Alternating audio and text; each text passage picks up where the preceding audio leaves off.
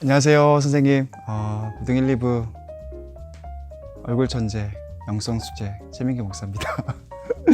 오늘 여러분들과 그 GBS 소그룹 나눔을 잘 좀 설명해 드리기 위해서 제가 이 자리에 섰습니다.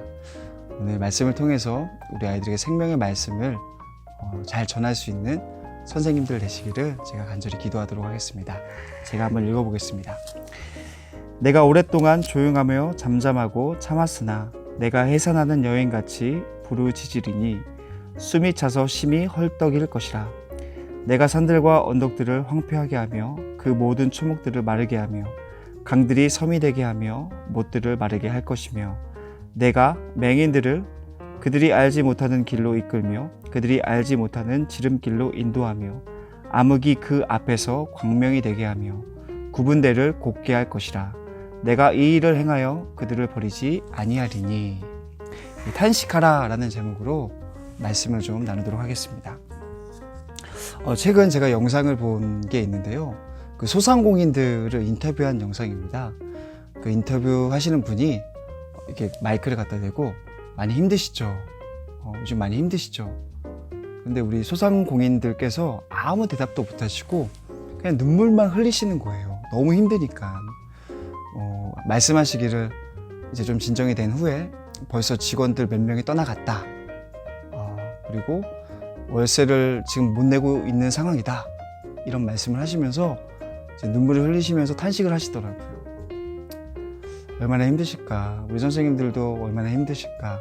또 우리 친구들도 코로나로 인해서 학업이 무너지고 일상이 무너지는 가운데 있는데 얼마나 힘들까.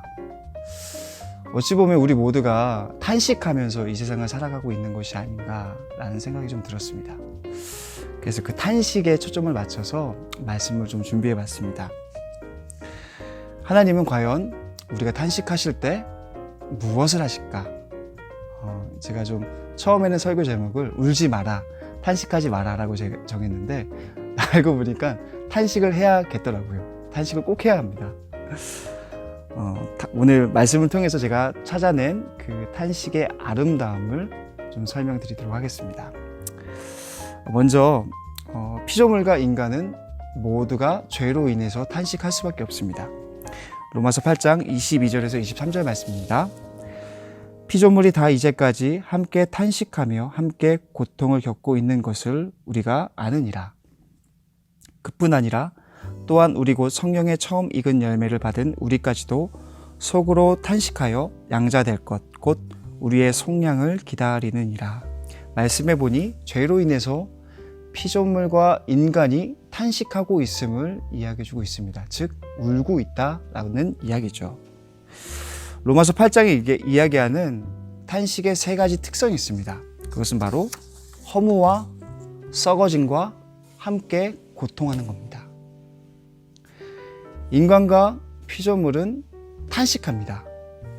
그 탄식은 세상에 대한 허무와 썩어짐과 함께 고통임을 로마서 8장 말씀이 이야기해주고 있는 것이죠. 우리는 허무를 느끼며 우리의 육신은 언젠간 썩어질 것이고 이 세상을 살아가는 동안에는 우리는 고통을 겪고 있습니다. 그것을 탄식이라고 이야기해주고 있는 것이죠.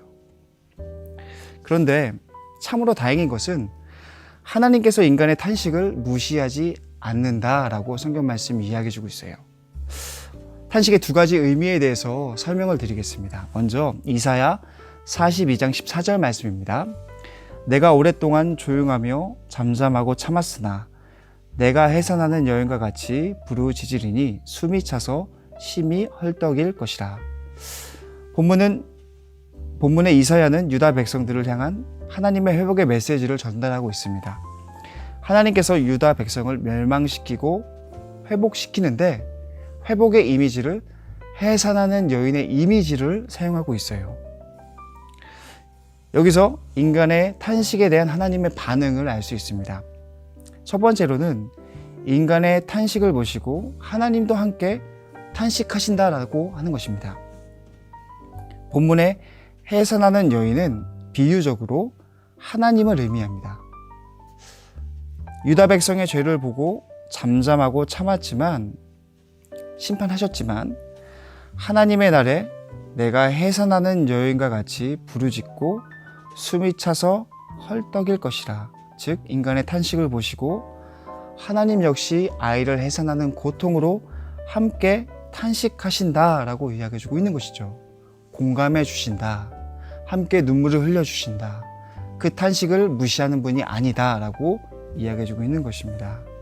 이것이 바로 첫 번째입니다. 두 번째로는 탄식은 완전한 새로움을 의미합니다. 15절에서 16절 말씀입니다. 내가 산들과 언덕들을 황폐하게 하며 그 모든 초목들을 마르게 하며 강들이 섬이 되게 하며 못들을 마르게 할 것이며 내가 맹인들을 그들이 알지 못하는 길로 이끌며 그들이 알지 못하는 지름길로 인도하며 암흑이 그 앞에서 광명이 되게 하며 구분대를 곱게 할 것이라. 내가 이 일을 행하여 그들을 버리지 아니하리니. 16절 말씀을 중심으로 보면 앞을 보지 못하는 맹인들을 이끌고 지름길로 인도하며 암흑이 광명이 되게 하며 구분대를 곱게 할 것이다.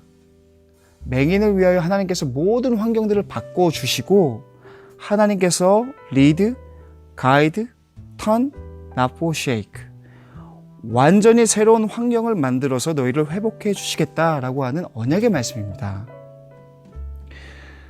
창조주이신 하나님도 이 새로움이, 이 탄식의 새로움이 너무나도 고통스럽기에 이를 조용하게 침착하게 넘길 수 없다는 것이죠. 하나님도 아파하시지만 새로움을 위해서는 이 고통을 감내해야 한다는 것입니다. 두 가지 의미, 하나님도 함께 탄식하신다.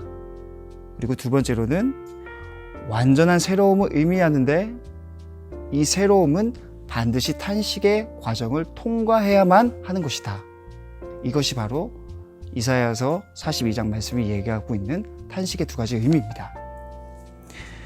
코로나의 모든 상황으로 인해서 우리는 참으로 어려운 시간을 보내고 있습니다. 경제적인 문제, 학업의 문제, 관계의 문제, 우리 앞에 산적한 수많은 문제들이 있죠. 우리가 탄식하죠. 한숨을 쉬죠. 그때 우리가 느껴야 될 것은 하나님도 함께 탄식하신다. 또한 이 탄식의 과정은 반드시 필요한 간적이며 이 탄식의 과정 이후에는 하나님의 완벽한 새로움이 있다라는 그 사실을 잊지 마시기 바랍니다. 소그룹 질문을 보시면요. 최근 나는 어떤 일로 슬퍼했나요? 또는 눈물을 흘렸나요? 아이스 브레이크죠. 좀 편하게 아이들의 힘든 점들을 물어봐 주시고요. 가능하시다면 선생님들께서 힘든 경험들을 먼저 이야기해 주심으로 분위기를 좀 부드럽게 만들 필요성이 있을 것 같습니다.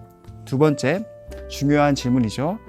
이사야는 남유다의 선지자로서 우시야, 요담, 아하스, 히스기야, 므낫셋 왕 5명의 왕이 통치하던 시기에 선지자의 사명을 감당하였습니다. 오늘 본문은 이사야의 회복의 메시지로서 해산하는 여인의 탄식 이미지를 사용합니다. 해산하는 여인의 탄식은 어떤 의미인가요? 해산하는 여인은 하나님을 비유화, 하나님의 마음을 비유화한 것이죠. 첫 번째로는 인간의 탄식에는 하나님도 같이 탄식하신다, 공감하신다. 첫 번째, 두 번째로는 그 탄식은 우리가 어쩔 수 없이 반드시 거쳐야 하는 과정이며 그 탄식 이후에는 새로움을 하나님께서 우리에게 허락해 주셨다.